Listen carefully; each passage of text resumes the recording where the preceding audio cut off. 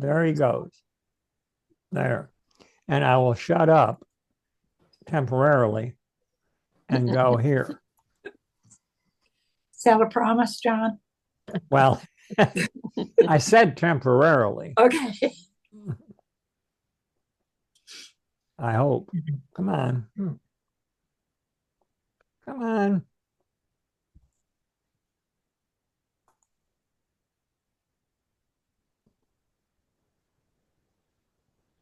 I don't know why things are so slow here. Maybe it's the weather. You should see a bunch of pictures here pretty soon, I hope. Yeah? There we go. You seeing pictures yet? Yep. Okay. Nice. You seeing one picture? Seeing lots of pictures. Several. There, now we got one picture. Now you got one picture. Good. Yikes. Well, this is The Raft of the Medusa by Jerome Jericho. It doesn't look like that if you see it spelled, but it's pronounced Jericho. And this is at the Louvre now, and this was done in 1820, painted in 1820. It is big. I'm trying to think of, I've got it written here somewhere. Anyway, I'll find it, how big it is. It's called The Raft of the Medusa, and it's at the Louvre, as I said, and it portrays a scene that followed after the French naval ship, the Medusa, wrecked. It was a wreck at sea. And it went aground off the coast of modern day Mauritania, which is on the west coast of Africa. And this happened on the 2nd of July in 1816. Well, following the incident, at least 147 people were abandoned on a hastily made raft, large raft. But it turned out that all but 15 of them perished in the 13 days before they were rescued. And those who managed to survive suffered from malnutrition, extreme dehydration, as well as cannibalism. And the incident created an international controversy, in part because they blamed the French captain, and partially they blamed the French king at the time. But that's another. Which one? Pardon? Which king? That would have been Louis the, let's see, 1816, Louis the Third. Third? Yeah. Yeah, but don't quote me, because that would have had to have been.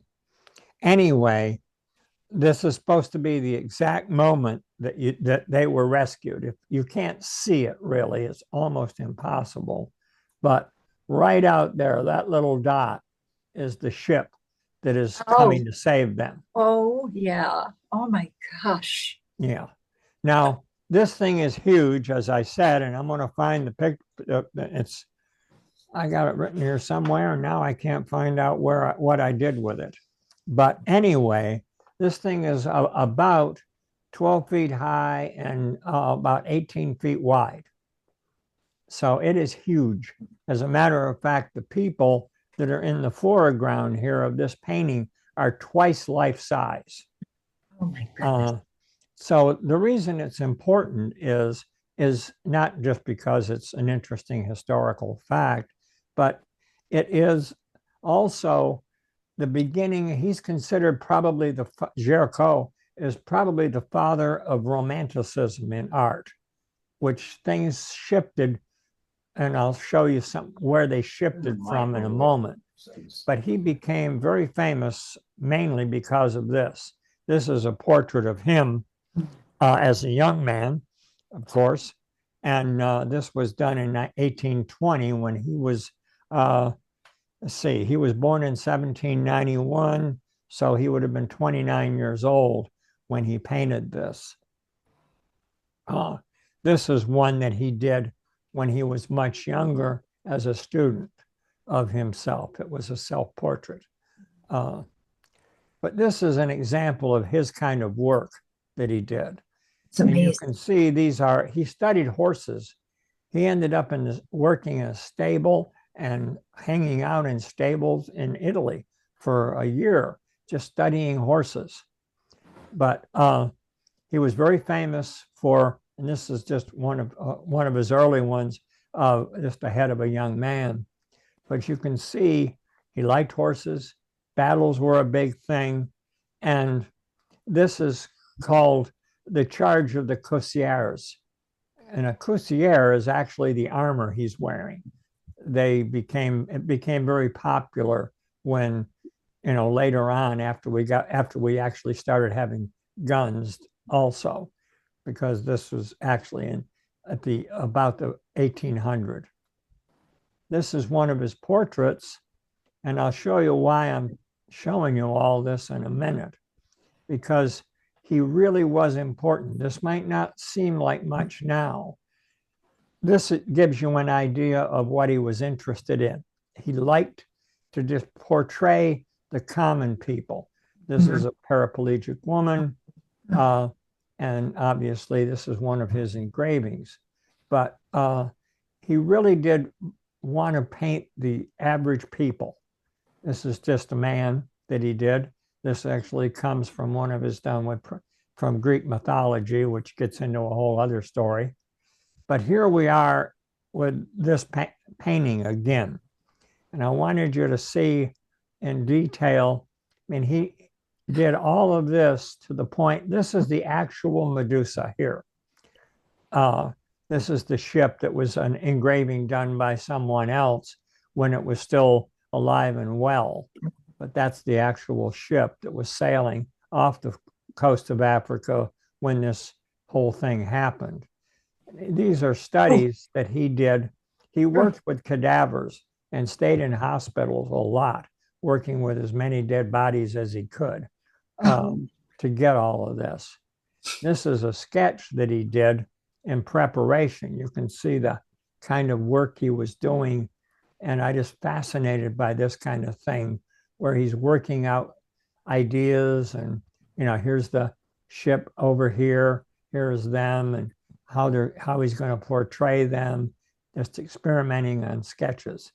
This is an oil sketch that he did of the painting, but this is, the idea he had at the time. You can see the big ship off here in the distance, so forth. Now, this oil sketch is about 3 foot square, or 3 to 4 foot. So it's, he was putting in a lot of time working on this thing. To give you an idea of the size, this is a painting that was done at the Paris Salon, where all paintings were shown, and that's his there.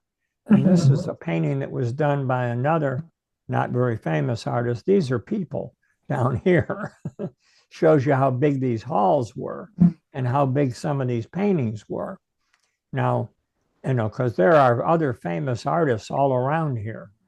But also, just an aside, when the Salon's annual show was put on and they had a jury, had to work to get into it, and that's another story about how the Impressionists didn't get in later in the mid 1860s, but this is in 1820, that a lot of painters would paint as big a painting as they possibly could because they wanted to get recognition. They wanted somebody to see it.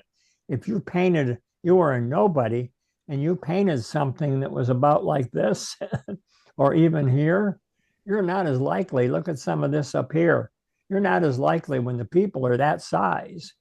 You're not very likely to get noticed. So an awful lot of artists were making as big a painting as they could to make as much noise as possible. Where would they paint something like that and transport it? This is all in Paris. That they do it in the Louvre and then just leave it there, or? I mean, no, they would paint them in their studios. Now, when you got a painting that size, In the first place, there's not a piece of linen that size. So you're already sewing together many pieces of linen to get that Yeah. put together. And once you've got that and it is stretched, then you go ahead and paint this monster. And that takes you, months, sometimes years. And you're walking up and down ladders, you're putting up scaffolding, I've looked at a lot of pictures of people's studios in those days, because this is just prior to the first photograph in 1834. But so you're doing a lot of work like this. Now, when it gets done and you want to move it, it has to be taken down and rolled. And these are rolled up, and then they're transported to wherever they're going to be, where they're unrolled and put back on stretchers and then put on the wall. Goodness. I only painted one painting in my life that was 6 foot by 8 foot that I had to take off the stretchers, roll it up, transport it to the gallery, and then re-stretch it there and have it put on the wall. That's the biggest one I ever did. But this was not uncommon for artists of these days. And this goes back, to the 1500s, where people were doing that sort of thing, stretching huge canvases. But you have to remember, this was oil, and oil was still, not new at this point. Oil was becoming very popular in the mid 1500s and even earlier, but didn't really hit a big stride until about the late 1500s. And here we are, somewhere around 200 years later. Yeah. So oil is big and used. Anyway, That's some of amazing. this stuff is just, the work that goes into something like this is unbelievable. It is now, of course, a huge national treasure. It's important to everything, but this was a shock to the entire art world when it came out, not just because of the size, the workmanship, and the fact that it talked about this particular scene or this particular catastrophe, but it was never done before, where people were doing this exotic and emotive and sublime painting of all this kind of thing, because this was more what was being done just before this. This is the Oath of the Horatii that was painted by Jacques-Louis David in about 1820, I think it is. You can see, look at the difference in the depiction here. Everything is very precise, beautifully painted, marvelously done, very, very great realism. And this goes back to a Roman legend about the Horatii, and it has to do with two cities warring, and don't get me started. But anyway, this painting itself is worthy of an art talk unto itself, as far as who the women are over here and who the brothers were and how that all came about. But David was super famous at the time for classicism. This is what was known as the neoclassical style, where everything was very perfect. The painting skills were marvelous, but at the same time, so was the anatomy, the drawing, everything. But it was almost like a stage set. It was not very realistic. It was just sort of faked. And this is by the one that was a contemporary of his. This is Napoleon on his throne, and this is by Ingres, and of the same period. But you can see the precision of it and the elegance of it. We've talked about both of those artists before in other paintings, but you can see what I mean, where everything is not what you'd expect with the Raft of the Medusa. And from the Raft of the Medusa, though, a student of Géricault, who actually posed for one of the people on the raft, was a gentleman by the name of Delacroix. Oh, you've mentioned him before. Yeah, and we've talked about him and this painting. This is, of course, the liberty leading the people. And this one here is from 1830. Sometimes people get this mixed up with, which you wouldn't if you saw the guns, because they didn't exist in 1789 with the first revolution. This is in 1830 when the actual people's revolt against the monarchy that put in the end of the next French Republic in 1830. But this painting by Delacroix, who was considered the forefather of the Impressionists, really, you can see the difference between that and this. And these were painted around the same time as this. So you can see how unusual this kind of work was for its time. You know, we're talking this being painted at approximately the same time this was. And there's a dramatic difference, and it shifted the art world completely into what later became here, which of course is not that many years later in 1830.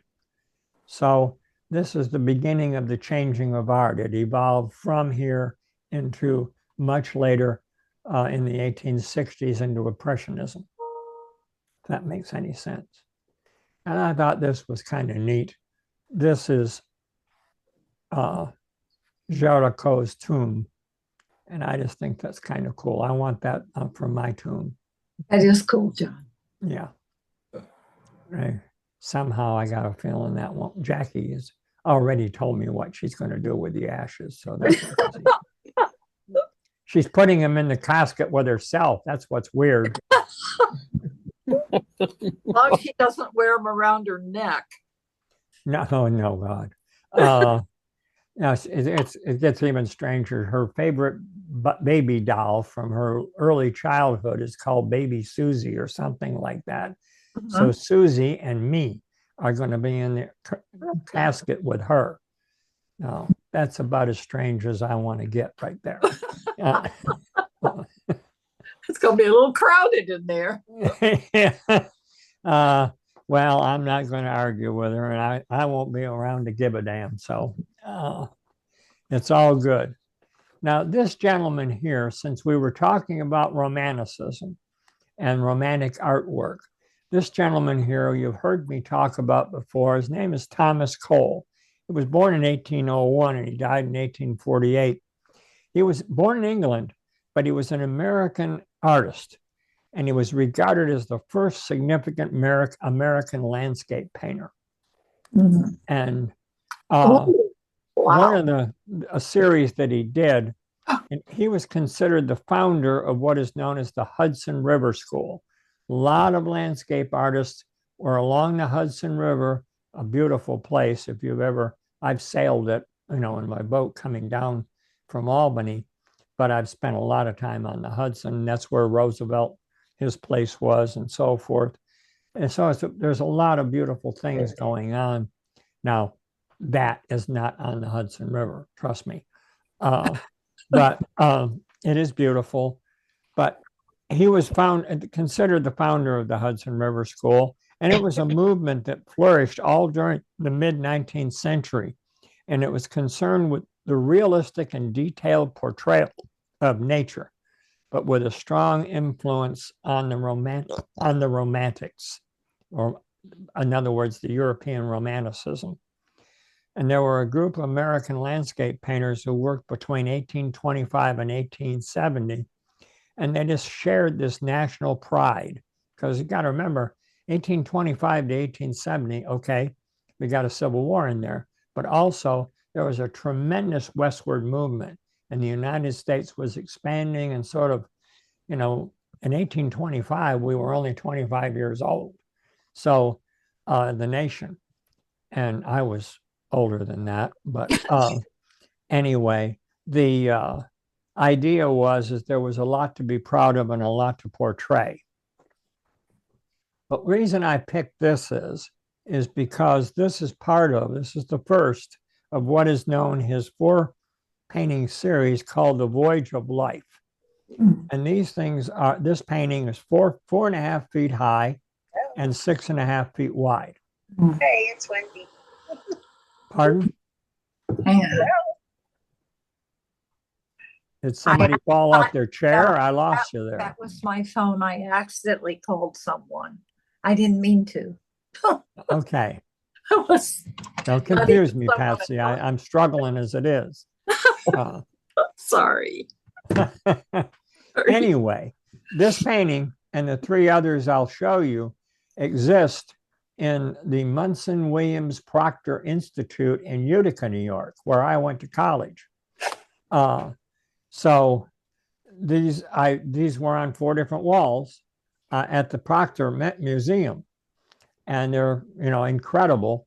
But this is the first one because this is called The Voyage of Life, and the 4 of them are childhood, youth, manhood, and old age, and they're depicting a voyager who travels in a boat on a river through the mid-19th century American wilderness. Each painting, the voyager rides the boat on the river of life, accompanied by a guardian angel. Mm. And here's a close-up of that. Here is the very first one, which is childhood. And so the landscape reflecting one of the 4 seasons of the year also. So you're in the spring here. And then this, of course, is youth. And this is a close-up of youth. And again, you've got the guardian angel with him. And again, these things are about 4.5 by 6.5 feet. They're all about the same size. And I can remember when I was in school, just standing in front of these forever, just because there's just so much to see. Glad to see. Yeah. Yeah. And, you get into the quality of the painting, so forth, not just, what we had in that close-up, but when you get over into here, talk about landscape painting. Now, all of this stuff is real. I don't mean it's live, but these are real things, not the kind of flowers and stuff I dream up that are in my own head. But these flowers and trees could be identified. And then it goes from there to manhood here.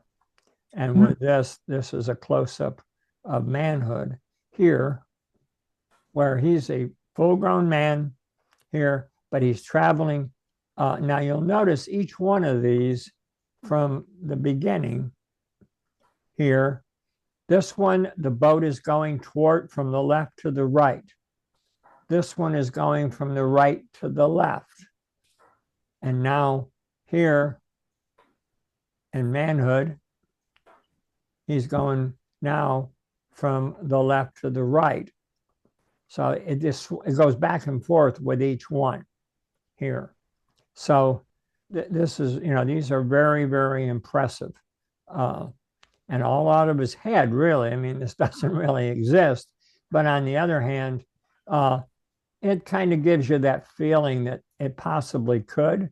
And in each case, like I say, he's got the angel with him, even though it's up here this time. She's way up there, isn't she? Yeah. Yeah, she's just watching over him because he's in full manhood now. He's supposed to be in charge of his own life. He's supposed to be able to make a lot of his own decisions and take care of himself. Swirling water. But he's running into some stormy weather there, so he'll have to get through that. But then there's this one. This is where I am. And this one is, and I can actually go here to a close-up of it. And here is old age. And now the angel is pointing to here, where he will be taken, can now travel off to heaven. So all the way through it, this is very Christian, all the way through this thing. That's very interesting. It's very beautiful. These are very beautiful. Yeah. And John? Yeah. John, was he commissioned to do this? Actually, it's a very good question. The originals were done on a commission that was completed in 1840. but a disagreement arose with the owner about a public exhibition.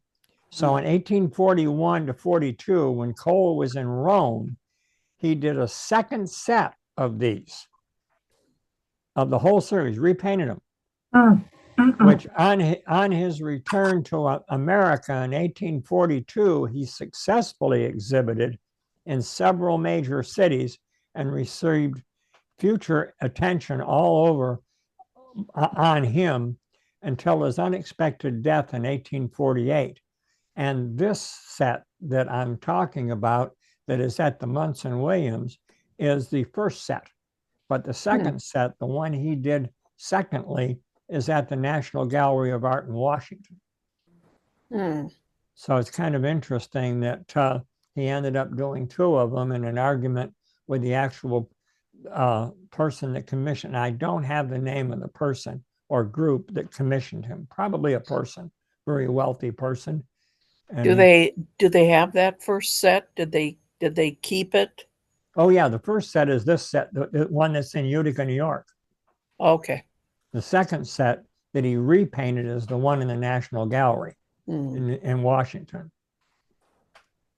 And the one all the time I was in school, this one was this set of four was hanging there in its own room. Did a Which lot is of the kinda old cool. masters do that? If they liked a painting so much and it was a commission, it got sold, would they repaint it again? Well, a lot of times they would have their studio repainted again. And that brings up a good question and a lot of problems. Older paintings, such as Rubens and some of the others, including Raphael and such, they would either help participate, but they would also have their students, because it was good training for them, to copy their work as perfectly as they possibly could. And yes, they would sell that. Well, now there are a lot of paintings in, very famous galleries, the Metropolitan and the Louvre and everywhere else, that are being questioned now and then as to their were they actually painted by the actual original artist of Rubens or Raphael or Leonardo, because there's a lot of controversy with people saying, well, we've done more studying, we've analyzed them under different kinds of scientific spectroscopy and all that kind of thing, saying that this one looks like it probably was not actually painted by Rubens. This was painted by one of his students. And that is not uncommon. And yes, they did resell them. Now, this particular grouping here of this four, this was, there was a period of time, it was highly well received in the United States when it was exhibited around the country. It traveled to Chicago and Philadelphia and everywhere. But there was a time that between about in the early 1800s and up until the 1850s or so, that was called the Second Great Awakening. It was a religious awakening, a religious revival period. And this was painted sort of during that period. So because of that, these four paintings were converted into engravings by an artist by the names of James Smiley. He lived until 1887. And after his death, Cole's death, after Cole died, the engravings became widely distributed all over the country, and for that matter, all over the world, but mostly in this country. And they were still used during what is known as the Third Great Awakening. It's another religious Protestant revivals that were taking place throughout the U.S. During the Third Awakening is actually when the Seventh-day Adventists and Church of Latter-day Christ came about. Finally, after, that gets me back into John Smith in 1820, and we won't go there. But anyway, these four paintings became very important and were shown and were in books all the time, having to do with these religious Protestant religion revivals that were taking place all through the 19th century. So these were a big part of that. And I can identify with him. I got to let my beard grow, but although I'm pretty sure it wouldn't be an angel there with me. I'm not sure what might be there, but it wouldn't be an angel. But these things are just unbelievable. Now, he did a tremendous amount more paintings than just this. His work is well known for landscape painting along the Hudson and other things like that kind of give you a real understanding of early 19th century development of both American art and landscape painting, but also in the whole idea of the awakening, not the religious awakening so much, but the awakening of landscape art throughout the United States that, spread through to the early 20th century because you got to remember, without getting too crazy, we're going from here in 1820. Well, in less than 100 years from here, we've got the Armory Show of 1805, or 7 rather, in New York, where, you've seen me post it before, the urinal was put on display as a work of art. You remember that? Don't everybody speak at once. Oh, yes, I do. Wow. Okay. If I saw it again, I I'd guess we remember haven't it, but shown right that. now, I thought no. we'd shown that recently. Hmm. Well, even if we hadn't, this is Picasso's time. So 100 years after, less than 100 years. This is we're talking the 1820s now. Well, by 1890 in here, you've got Picasso painting.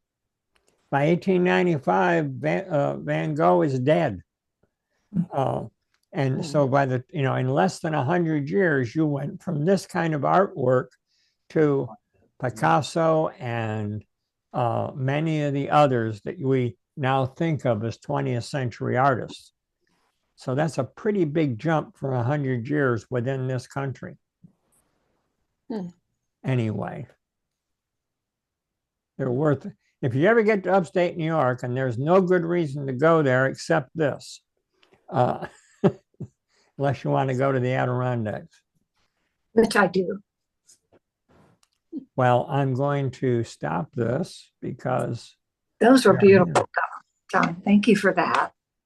Yeah, I was going to just do the Delacroix and go into more of I don't mean Delacroix, I mean Charlecot, and go into more of his work and then into Delacroix. I will get into Delacroix again later because, you've heard me say this before, I've got to become the biggest bore on earth. When I was a little tyke and not looking at pinup girls in the basement, but about that same time, I was got a book out of the bookshelf we had. It wasn't a big library, but we had a pretty good sized bookshelf. And one of the books there was Delacroix's sketches. And you've heard me, I think, talk about that before. It was animal sketches. They were all pen and inks. It was a whole big, thick book, but it was not a coffee table. It was like so. And every page was more and more about his sketches of tigers and lions and all these things that he'd done in zoos when he was painting in the 1850s. So I got that, and with the stacks of shirt cardboards that I was given every laundry day, when the dry cleaner would bring all our laundry back, because we didn't do laundry. Anyway, I would get all those shirt cardboards and I would draw every page of that damn book. And I was probably about 6 years old at the time. And of course, none of them got saved, but I recognize that book every time I see one of his sketches, bingo, I've drawn that at least 5 times. So there is something to be said for that. But Delacroix was one of the forerunners of this looser style. When you see what we were looking at with Angra and David, those are very stiff and very tight, very realistic. And yet, as beautiful as they are, they're just tributes to skill and to the idea of heroicism and so forth. However, when you get into Delacroix, you get into Jolicoeur, and into later ones with Courbet, which we'll look at, they started loosening things up. Still look like everybody. You could recognize anybody in there, but you got a feeling that they were human. You got a feeling that there was more excitement going on. It wasn't stiff. It wasn't a formal staged thing. This was action going on. And these artists did that. They went out in the street. Of course, going back far enough, Michelangelo was famous for it.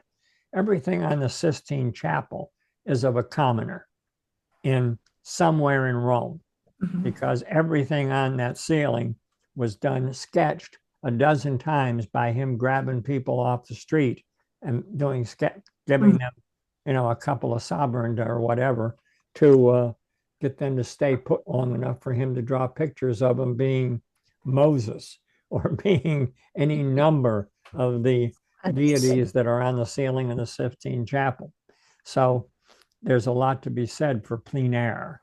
Now, Jody, who's not here, I haven't spoken to her forever, got to check up on her, wants to do a life drawing class where we do some sketches. And I'm going to do that, where I'm going to just go to one of the sites that I use and get black and white, probably model, just human models, no nudes. I'll find somewhere where I can find people with their clothes on. And then we'll do 4 or 5 of those, men and women, in different, positions, running, doing. It's not the same thing as doing it from life, but it's the best I can come up with for an actual class. And it won't be traced, but it'll just be, photographs sitting beside you and you're sitting over here doing this and embarrassing yourself something terrible when you find out your legs are way too long. But it's good practice for you. It's really good exercise for your mind, for your hand. And you don't, and yes, Patsy, that's what we'll be using too. Using these calipers or anything, just your fingers, anything you can do. But those things are great. Anyway, I'll let you go early because I got nothing. Hope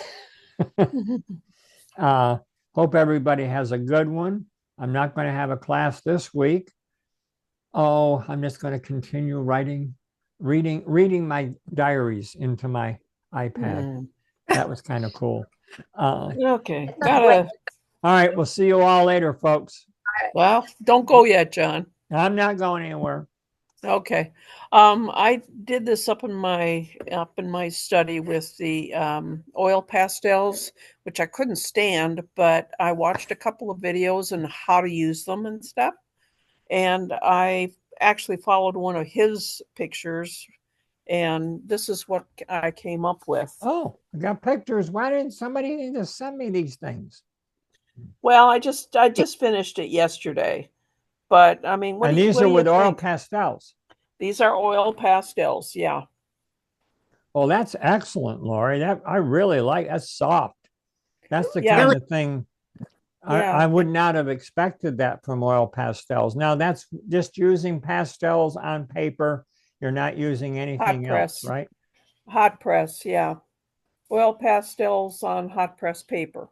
Is that what you recommend, using oil pastels? Well, I'll let you take it down, but okay. The hot press paper is great.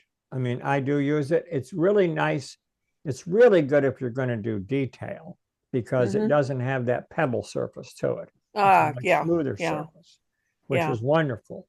Now, if you're using it as watercolor, it is a little less friendly as far as absorption goes. It will not absorb the water as fast, which can be a positive too. It flows around and you can do more with it. Yeah. Now, with oil pastels, it just depends on the subject. I'm quite impressed with yours. And usually with oil pastels, you get a sort of a crayon look, a little Mhm. choppy crayon look to it. And Mhm. yours, that didn't look like that was at all like that. It's a lot of, yeah, it's a lot of smudging involved, and That's what I was going to ask.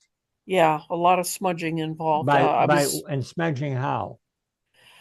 with your finger, Okay. not using it. You can use a Q-tip. I saw one of the other videos suggested a Q-tip. I The oil on your finger is usually what gets it to smudge, but you got to really press hard. And I didn't find that working too well.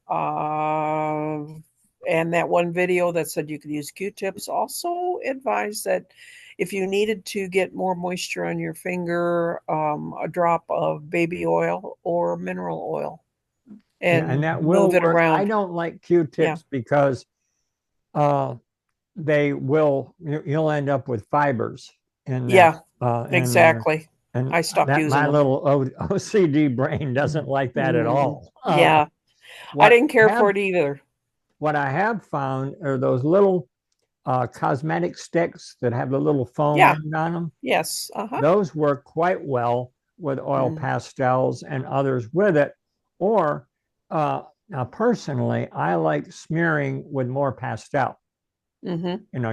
You put it on there, not so heavy, not quite so pressing so hard, and then Mm-hmm. with succeeding layers on there. Haven't we done oil pastels? Sarah, have we Well, done? I had Yeah. some water soluble oil pastels and I kind of liked them.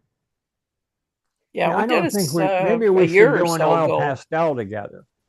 Mm, Uh, because I do like them for I like pastels, period. But oil mm-hmm. pastels have more vibrance. They're a stronger, richer, deeper color to Yes. them than traditional pastels. Mm-hmm. And of course, you can get some very sharp detail with them. Uh, Mm-hmm. Now, you can, if you want, incorporate colored pencil to that because they're basically the same concept of Mm-hmm. wax and pigment. But I'm really impressed with the softness you've got in that painting you showed us. That was uh, almost looked like a watercolor. It almost looked like Yeah. it had uh, Yeah. a blending to it. I really Yeah, like I, that. I thought so too, but that was mostly due to his technique and to get that softness. And that was doing the smudge up on top and then leaving the space and then darkening it as you're bringing it forward. And it gave it a look of mist and distance. No, So it's I excellent. really paid attention to him, and even though I'm copying his work, I've got to work with it some more. And he just has a lot of good ideas for landscapes, is what he does. So, and I've got some good pictures, and I might try one of my own and see if I can get the same effect. Yeah, we'll have to look into that because the nice thing also is you don't have to have 400 oil pastels. Yeah, Uh, no, I I just got mean, the small set. I think I've only got a small set of like 15 or something like that. Yeah, Uh, Are they and sticks or pencils or what? no, no, these are they're like your sticks. chalk sticks. They're Uh-huh. round stick, like a They're pastel about round, the yeah. size of my little finger or maybe a little Hmm. bigger. Uh, and they're just like stick pastel, only they're oil base. Okay. They're Hmm. basically a very expensive Crayola. Okay. Uh, Yeah. that's really what they are. The only difference is they're saturated with a great deal of high quality pigment. So they give you a really strong, direct color to them. Yeah, yeah, and his did. The only thing I didn't like about that, I put too much color into the trees. His was a little bit more open and looked like fall because some of the leaves, of course, would be missing.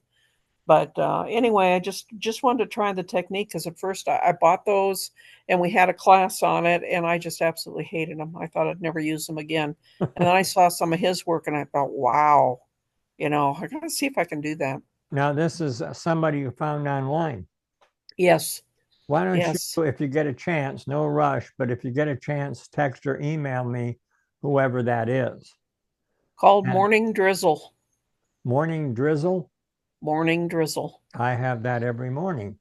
with my coffee. Yeah, we're having My that morning right now. coffee running down my cheeks. Hey, bye, folks. Yeah. I won't be here next Tuesday because all the kids will be home and Oh, all. that's right. Well, say hello to everybody and you have a wonderful time with your family. Okay, will do. Yeah. And you record. All right. I'll keep Okay. you up there. All right, Thank you. All folks. right. We'll Bye, talk more Sarah. about that, Lori, because Bye. I like that idea. Yeah, and there were several of them that did that. He does it in fast time.